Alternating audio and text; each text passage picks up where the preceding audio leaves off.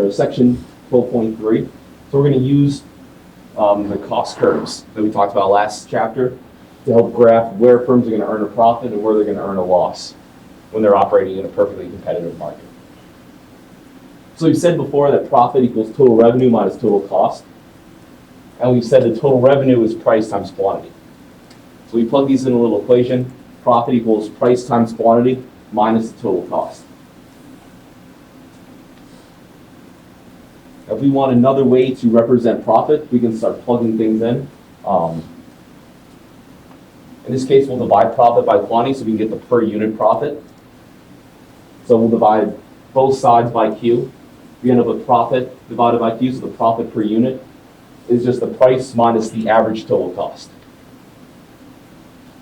A reason why this is interesting for us is that we have curves for price and we have curves for average total cost already. So we multiply both sides by Q. The total profit is the price minus the average total cost. So the difference of these two curves that we have times the quantity that's being sold, which also we're going to know. It's going to be located on our graph. So this right-hand side, the price minus average total cost, the quantity, or multiplied by the quantity, is going to be the area of the rectangle. It's going to be between the average total cost and between the price. So we look at it on the graph.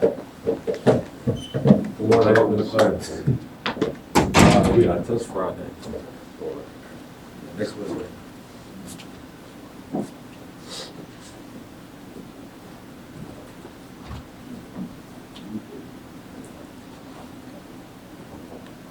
So here are the graphical representation of what we just talked about. The firm is going to maximize their profit at the level of output where the marginal revenue equals the marginal cost. Remember I mentioned that last time? Really want to drive that home because that's where we're producing.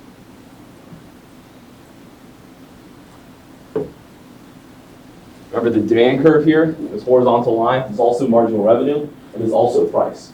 So the difference between the price, this line right here, and the average total cost at our profit maximizing quantity is going to be our profit. So the whole right side of that equation is the area of this rectangle right here. The quantity that we're producing at times the difference between the price and the average total cost.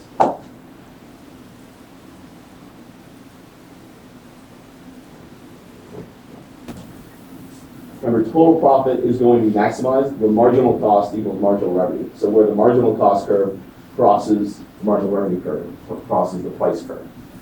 That's where firms are going to be producing.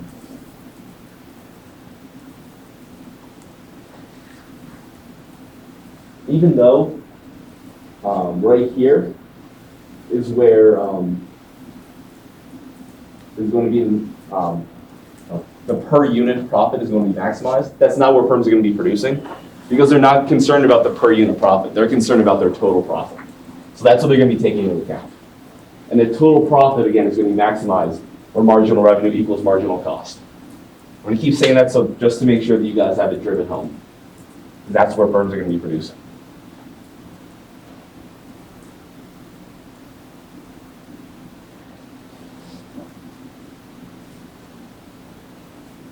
So in this case, because the average total cost is below the market price, this firm is going to be earning a profit. And their costs are lower than their revenue, so they're going to earn a profit.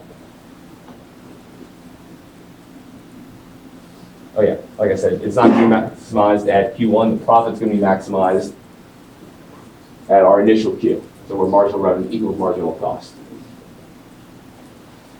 That's because even the per unit profit is highest here.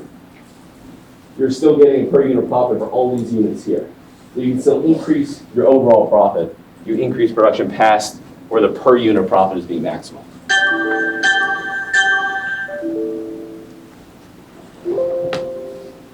So sound no one wants to hear.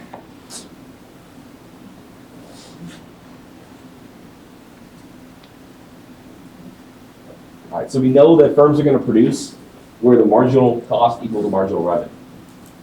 This is our profit maximizing level of output. This is the best that a firm can do.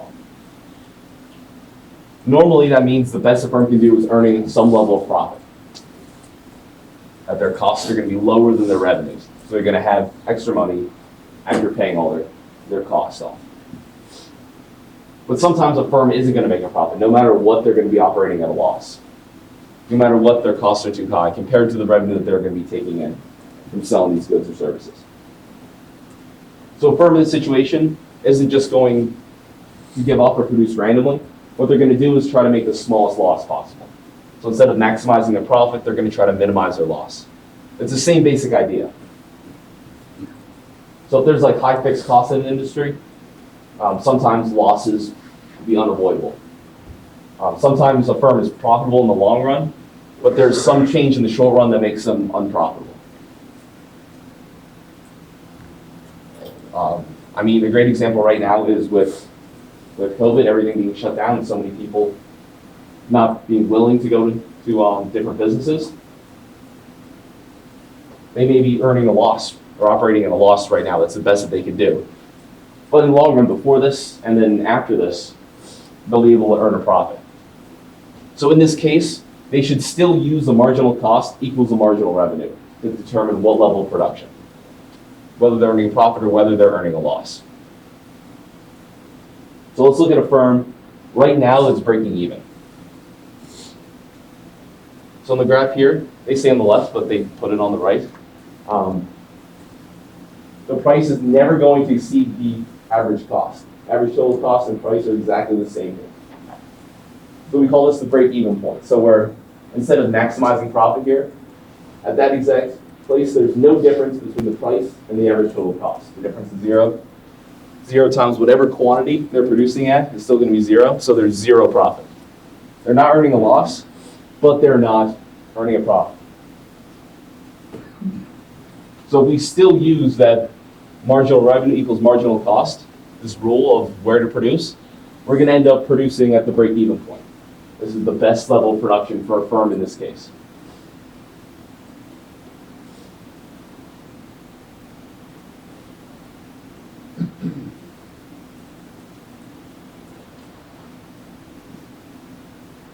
So here's a firm that's in even worse shape than the last two that we looked at. This firm's operating at a loss. So for them, the price is always going to be below the average total cost. No matter where they produce at, average total cost is going to be higher than the price that they're receiving. So no matter what, they're going to be earning a loss. If they produce nothing, they still have fixed costs. So they're still going to get operate at a loss. And if they produce goods, no matter what level, they're going to earn a loss. So basically, they're trapped taking a loss in this situation. So if they want to continue operating, if they don't want to just shut down, and maybe it's something temporary that's causing this loss, and in the future they expect the price to increase again. In this case, they're going to want to minimize their losses, have the smallest possible loss. To do this, they can just follow the marginal revenue equals marginal cost rule.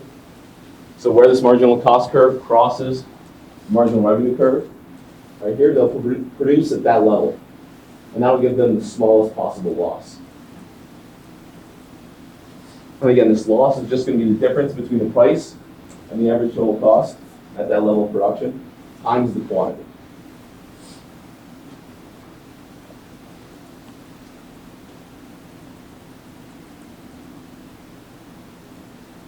It makes the most sense to think about this in terms of the actual graph we have there, instead of just trying to remember the price minus the average total cost times the quantity. I think this is a little more intuitive than just looking at the equation itself.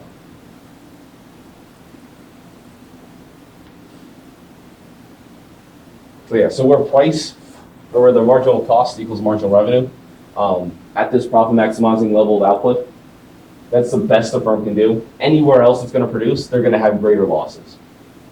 So even though this isn't a good point for a firm to be in, they don't want to be earning a loss, obviously. If they produce for marginal revenue equals marginal cost, they'll have at least the smallest loss. They'll be doing as well as possible. Then they have the decision to make: do we shut down? Do we go into another line of business, or just declare bankruptcy and end the firm, or do we stick it out in anticipation of the price increasing in the future? and eventually going back to earning a profit.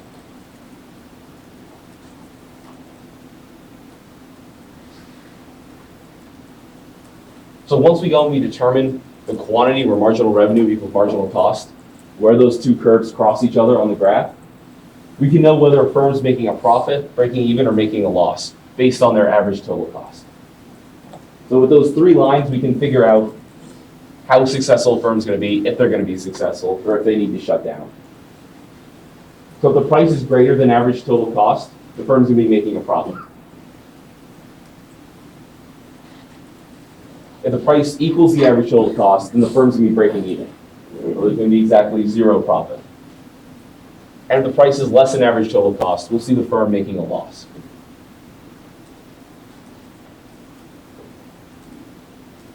And these statements are going to hold at every level of output, so it doesn't matter how high or low output is.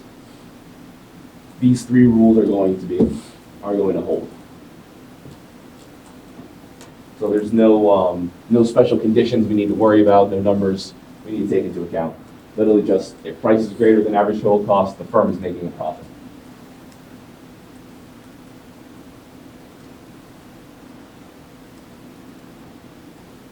So let's think about a firm in a perfectly competitive market. It's currently taking a loss. The best they can do to get a loss. Obviously, they want the price to be higher. If the price was higher, they'd be able to earn a profit. But because they're a price taker, because they have no ability to increase their prices over other firms, it can't raise that price. They're basically stuck in the market price. Because if they tried to increase their prices, remember, in a perfectly competitive market, people will just immediately switch to their competitors. Because you're getting exactly the same good. There's absolutely no difference in buying from one producer or from another.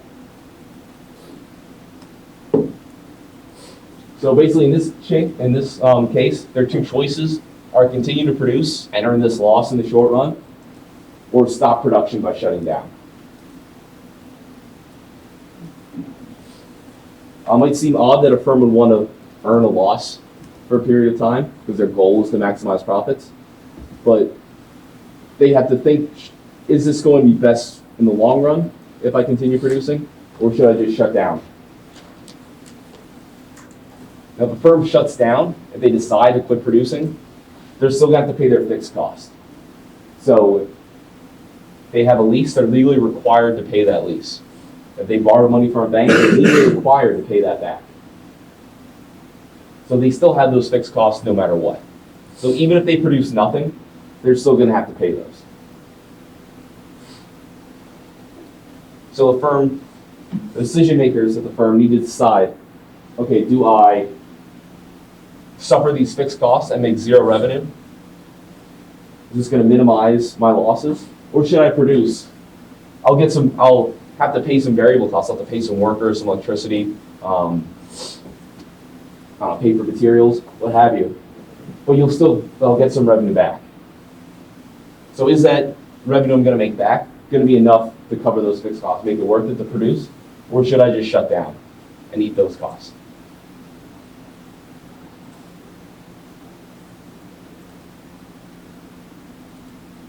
So the fixed costs, when a firm is trying to make these decisions, should be ignored. Because no matter what, they're going to have to pay them. So we call them sunk costs. The costs they've already been paid and cannot be recovered. So firms have to decide whether their action is going to be profitable with their additional costs and then the additional benefit they're going to take in. You can't consider what you've already paid in the past. In this case, some of these, like rent, may not literally be paid yet. They may not have actually forked over the money, but they're legally required to. They signed an agreement to do that. So it's as if they've already been paid.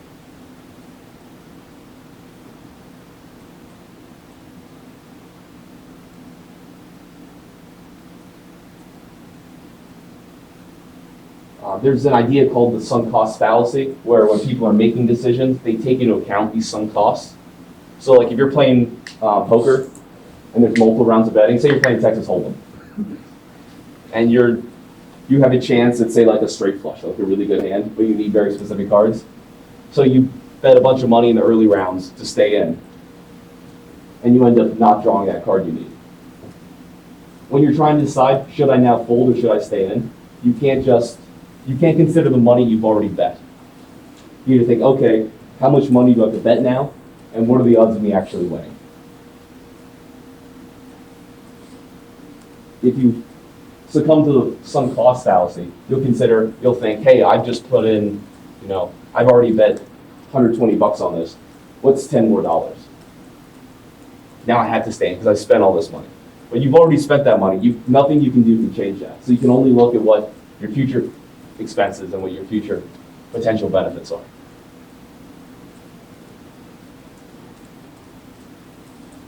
Whether it's poker or business, this sunk cost, it's best for you if you don't consider them.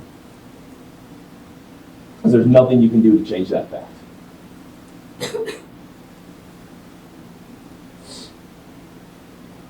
So because of this idea, when a firm is trying to decide whether or not to shut down in the short run, they're going to base this decision on variable cost and variable cost only. So they should shut down and produce nothing if the total revenue is going to be less than the variable cost.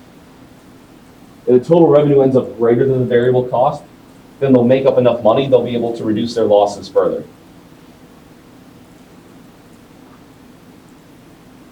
So if your fixed costs were, say, $1,000, and the total revenue was greater than the variable cost by, say, $100,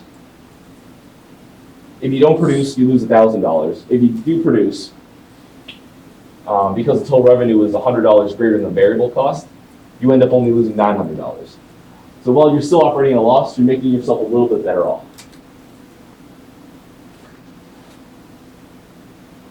But if your total revenue is going to be less than the variable cost, then if you're producing these goods and selling them, you're just making your losses worse and worse. So if that's the case, if total revenue is less than the variable cost, then you don't want to produce. You should shut down in the short run. If we divide both sides by Q, we end up with price is less than average variable cost. And again, both of these, price and average variable costs, are going to be on our graph. We have a line for these already. So it makes it easy to assess these visually. So if your price is going to be less than the average variable cost, the firm should produce 0 units of output. They should not produce anything. They just shut down.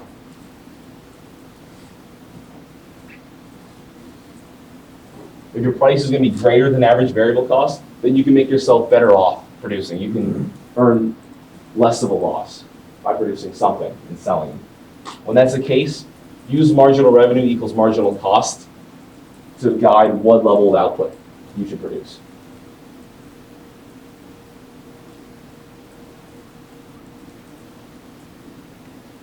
So for a perfectly competitive firm, this means where the marginal cost equals the price. And remember, the price equals the demand curve. So in this case, the marginal cost curve, which gives us the relationship between the price and quantity supplied, is going to be the firm's own supply curve.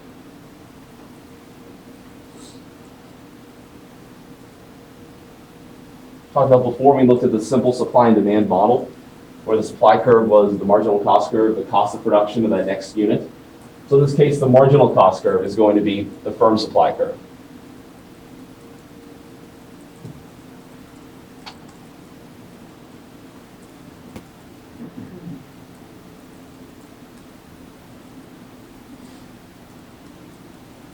So the firm's going to produce at the level of output where marginal revenue is going to equal marginal cost. Because price equals marginal revenue for a firm, the firm's going to produce where price equals marginal cost. So the firm basically is deciding its output based on the marginal cost curve. Because they're deciding their output on the marginal cost curve, by definition, that makes it the supply curve. So that's why firms are going to make the decision based on the marginal cost.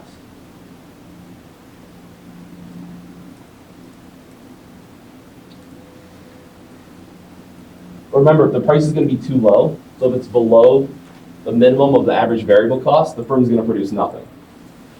So if we fall below the average variable cost, and the price falls below the average variable cost, we'll produce nothing because the firm is going to be increasing their losses at this point. So we end up with the supply curve is the marginal cost curve all the way down to the minimum average variable cost. That's your shutdown point. At that point, it's horizontal. If the price drops below this minimum price, that point right there at all, you immediately go to zero.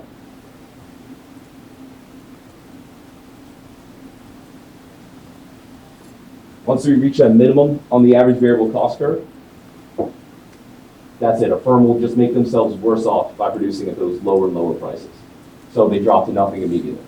So that's why we have that horizontal line there, all the way down to our quantity equals zero.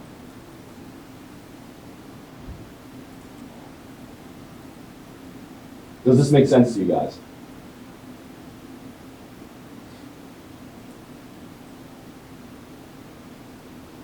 This is a little different, so I want to make sure you guys know what's going on here.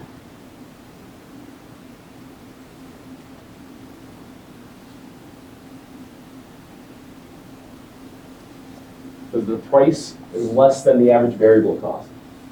So if it's like down here, at no point are you going to be making more than the variable cost. So by producing, you're just making yourself worse and worse off. At that point, it makes sense to produce nothing, to just shut down completely. So your supply curve, you're never going to supply less than this minimum point. You're never going to choose to be here. So instead of following this curve down, you shoot over to zero.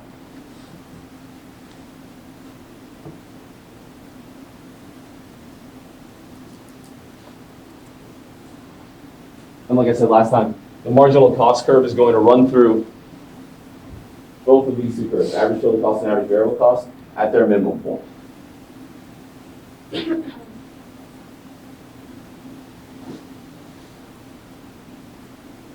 So that's why we see the break even, or the shutdown point, being where the marginal cost curve crosses the average variable cost. That's not just like an accident from like how this happened to be drawn.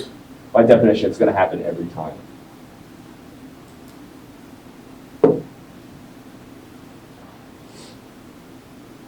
If you take managerial accounting, maybe financial, I forget. If you take accounting 102 with Loeb, he'll go through from like an accounting standpoint when a firm should produce or when they should shut down in the short run. And it's the same basic idea. It's that you ignore the fixed costs because they're there, no matter what you do, and you look at the variable costs compared to the price that you can take in for it.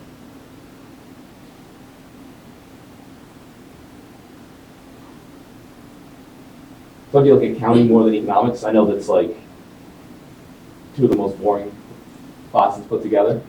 But if you think that way better, you can imagine in that term, in those terms. Think of prices, costs, like from a balance sheet perspective instead of from this curve perspective.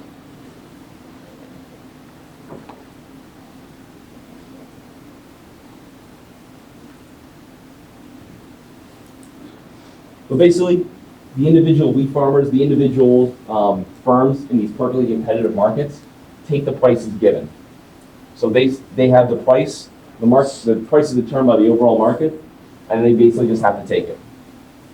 They can't sell at a higher price because no one's going to buy it. And they could sell at a lower price, but then they'd just be sacrificing money for no reason. So they're going to just choose their price that's determined in the market. And from there, they choose what level of output they want to produce based on the marginal revenue and the marginal cost. So the actions of all these individual farmers aggregated, so if you sum these, that's going to be the market supply, in this case for wheat. The market supply is going to be the sum of all the individual firms in a perfectly competitive market. So in this case, on the left here, we have the individual wheat farmer. The price of $7 is given, so they're just going to produce along that marginal cost curve at $7. In this case, the quantity they're going to produce is 15,000 bushels for an individual farmer. So we look at the market supply in this case at that $7. That supply curve in this case is what, like 2.25 trillion. So it's just the sum of all those different farmers that are producing wheat in this market. Obviously, the individual farmer is producing far less than the entire market. Because remember, there's many producers, and none of them have market power. None of them have the ability to influence the price because they're so small relative to the whole market size.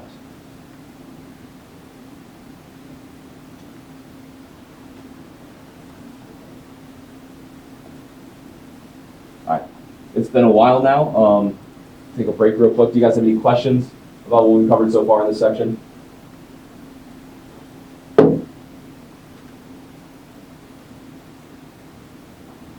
Does it seem intuitive or does it seem counterintuitive working with these curves?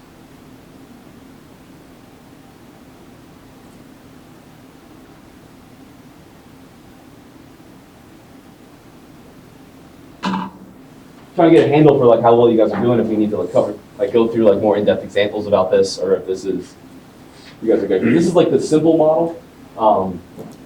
Monopoly is slightly more difficult, not like super difficult, but there's a little bit more going on. Monopolistic competition, there's a little bit more going on. So I want to make sure we get this first before we go on to the next one.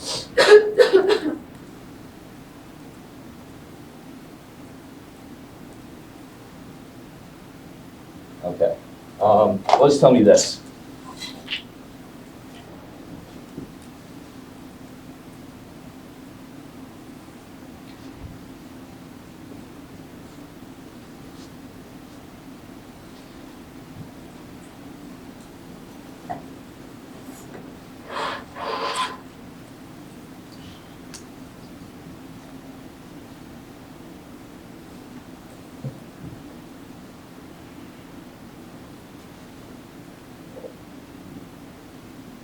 Okay, here's a firm in a perfectly competitive market. There's their price, marginal revenue, demand curve. All three of those are the same. Marginal cost and the average total cost. So can someone tell me where this firm's going to be producing? What quantity they're going to be producing? Or what determines it? I guess because I know the numbers written there.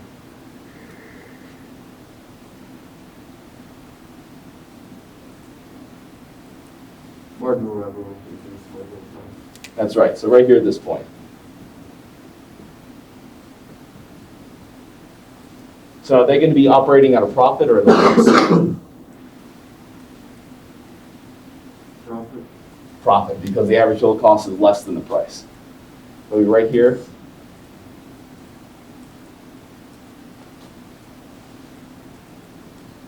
We'll call that $7. We'll call this $6. So their profit is going to be the difference between these, so $1 times whatever quantity is being produced. So this whole area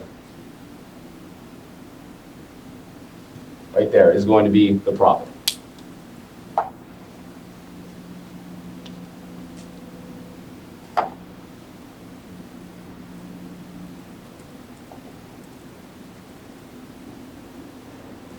Will this make sense for how a firm's going to choose to operate?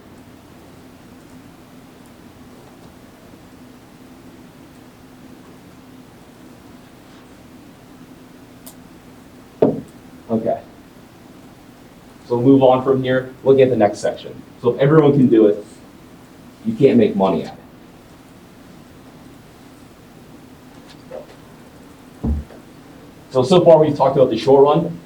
This is an example, perfect competition in the short run. But how is the firm going to make these choices in the long run? So we're going to work through an example. In this case, Ray Gillette starts a small cage-free egg farm. Managing the farm, he decides to give up $30,000 in salary he would have earned working at ISIS as a secret agent. He also takes $100,000 of his own money to put it into the farm. And remember, we need to consider opportunity cost. So we're considering the salary that he's giving up. We're also considering the interest he could have earned had he invested that money instead. So we're considering the alternate uses of the money and of the resources that are being put into this business. So had he invested that money, he could have earned $10,000 a year in income. So we're considering that as well. Remember, these are the implicit costs of running the egg farm. The opportunity cost that had this farm not exist would not be incurred.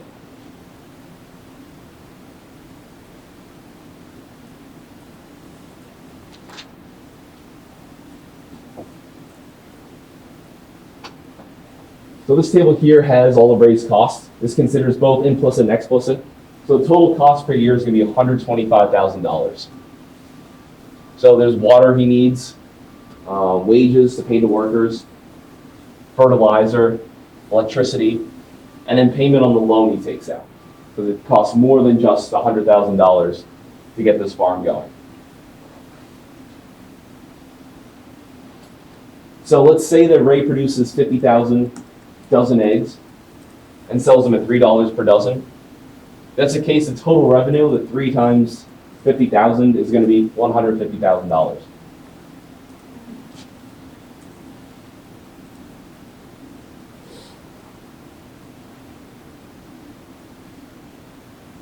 So in this case is economic profit. So that's the revenue minus all the costs. So we're considering opportunity cost and we're considering the stuff he's actually paying, is $25,000. Now note the cost would be less if we just look at the explicit cost, just look at the cost of operating the firm itself. It's only $85,000 of cost he's actually paying. So his accounting profit, if you were just looking at the income statement or the balance sheet, his accounting profit would be much higher because it's not considering the foregone salary. It's not considering the investment income he could have made with that money. It's just looking at his outlays.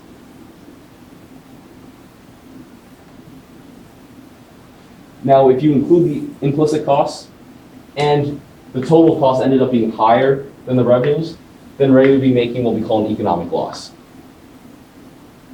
So this economic profit or economic loss also considers the opportunity cost, these implicit costs that aren't being counted on a balance sheet.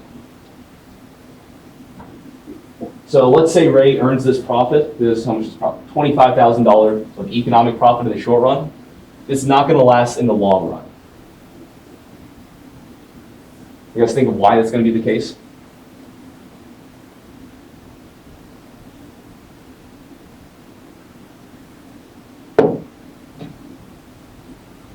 Well, think about the characteristics of a perfectly competitive market. There's a lot of firms. There's no difference between the goods. The goods are all like exactly the same. And there's low barriers to entry. Right? So if you see these firms earning an economic profit, you see that they're all highly profitable, and there's no barriers to entry, that means you can jump in and start competing almost immediately. So competitors are going to see that there's profit, and it's going to attract them into this market. So you'll have like some farms that'll switch from regular eggs to cage-free eggs. Maybe some people open up new farms. So when we see these firms earning an economic profit, when we see them operating with this kind of profit, that's what like the firms' markets are looking like. We'll see more firms enter the market. They'll take advantage of that opportunity profit. And what that's going to do is end up increasing supply. Not for each individual firm, but it'll increase the market supply. So this will actually have an effect on the price in equilibrium. As we increase the price, remember that's going to lower, or increase the supply, that's going to lower the price in the market. So farmers like Ray are going to receive lower and lower prices for the cage-free eggs they're offering. So right here we see the initial market for cage-free eggs on the left. So right here, the supply and demand curve cross at $3. So that's going to be Ray's demand curve and his marginal revenue curve. Horizontal there at $3. There we see his marginal revenue or marginal cost and his average total cost. And we see him earning a nice economic profit there.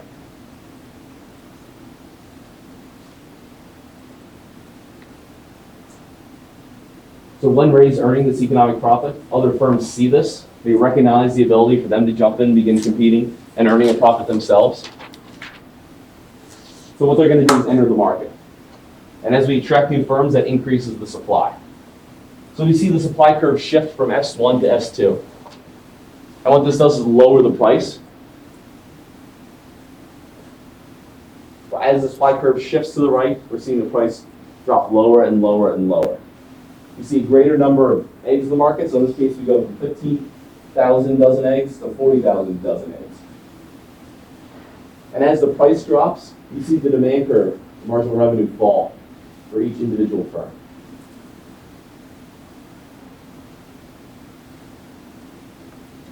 Now, this isn't going to keep falling forever. We're not going to see the supply keep increasing and the price decreasing forever. What we're going to see happen is that the price and the supply is going to, well, the price is going to fall and the supply is going to increase until we push this demand curve all the way down to the average total cost. So where marginal cost equals average total cost equals marginal revenue at that point. Remember, this is our break-even point where all three of these equal the same. In this case, they're all at $2. Once we reach this point for all the firms in the market, we've reduced the economic profit to zero. Once economic profit equals zero, there's no reason for these other firms to begin entering the market, because they can earn just as much money elsewhere. They have no further incentive to join. So this is where we're going to stop. We're going to see the market supply curve, in this case, increase all the way to what, 40,000 dozen eggs, price drop from $3 to $2. And at $2, for the average firm in this market, marginal cost, average total cost, marginal revenue, all the same at that $2. So the amount they're going to produce, each firm is going to decrease. So Ray, instead of producing 50,000 dozen eggs, will produce 40,000 dozen eggs. And this is all the way down where he receives zero economic profit. Even though he's not making any economic profit, he's not going to leave the market. There's no reason for him to do that yet. But it will not, at this point, we will not see any new firms entering the market. So in this case, what we've seen is that the opportunity for economic profit encourages more producers to offer these goods. It increases the supply, and it competes these economic profits down to zero.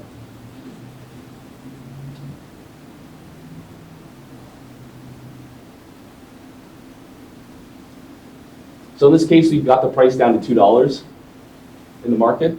So these egg farmers are all breaking even. They're earning zero economic profit. Well, let's say the demand for cage-free eggs fall. So now as the market demand curve shifts to the left, the price is going to decrease. So now the price is down to $1.75. At this point, Ray can't make a profit. Ray needs $2 to break even. You only get $1.75 back. So in this case, he reduces his production even more, down to 25,000 dozen eggs, where the marginal revenue equals, the new marginal revenue equals the marginal cost. So right here. That's where he's going to minimize his losses in this market.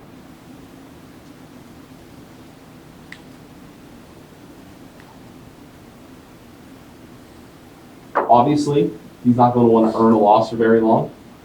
No one in this market is going to want to earn a loss for very long. So what we're going to see is some farmers are going to exit the market. They're going to begin using their resources to produce other goods. What this is going to do, what it's going to do for the market overall, is decrease the supply curve. So before we talked about how a shift in the demand curve isn't going to change, isn't going to cause a shift in the supply curve. They're just going to cause movement along the supply curve. So go back to that slide. As demand shifts to the left, we're not seeing a new supply curve, we're just moving along the supply curve to the new equilibrium point. In this case, after this happens, after we move along the supply curve to this lower price, firms are now earning an economic loss, so some of them are going to leave. So now we're seeing a reduction in supply as firms exit the market. So we're seeing two things go on here. First, demand falls, then firms are forced to exit the market. So that's why we're seeing two shifts here. But this supply curve is going to shift all the way back to $2.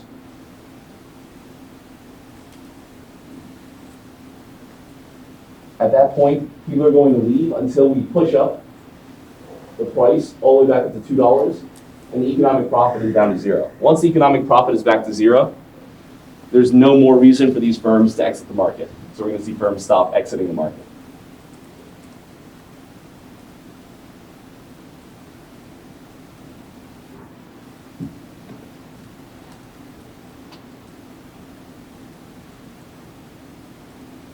So these past couple slides just describe the process of how long-run competitive equilibrium works in these perfectly competitive markets. So firms are earning an economic profit. Additional firms are going to enter the market, and we're going to drive that price down to equilibrium, to the break-even level. And if firms are earning a loss, you're going to see firms exit the market. At least some of them are going to. And this reduction in supply is going to drive the price back up to the break-even level.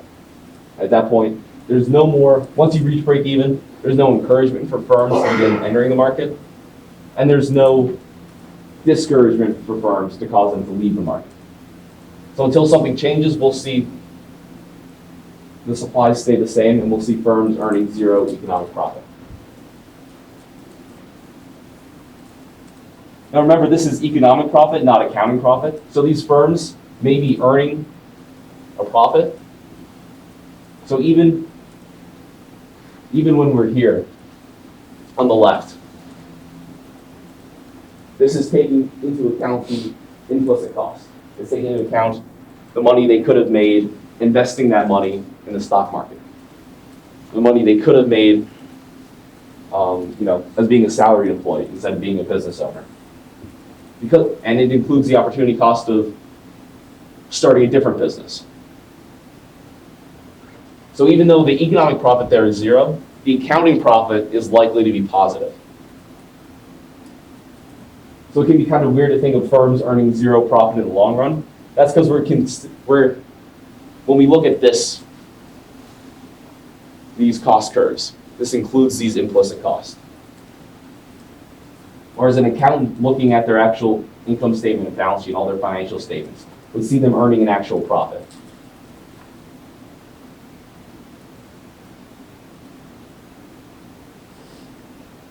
We're just looking at it a slightly different way because we're including these additional costs of being in that industry.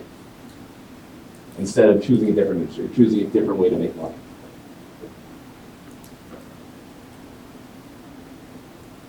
So our long-run competitive equilibrium is going to be the situation where the entry of firms and the exit of firms are going to result in the typical firm breaking even. And again, this is breaking even in an economic profit sense, not an accounting profit sense. Odds are they're going to be earning some sort of accounting profit. But there's other uses for this money that's being put into the firm that we're considering when we talk about breaking even.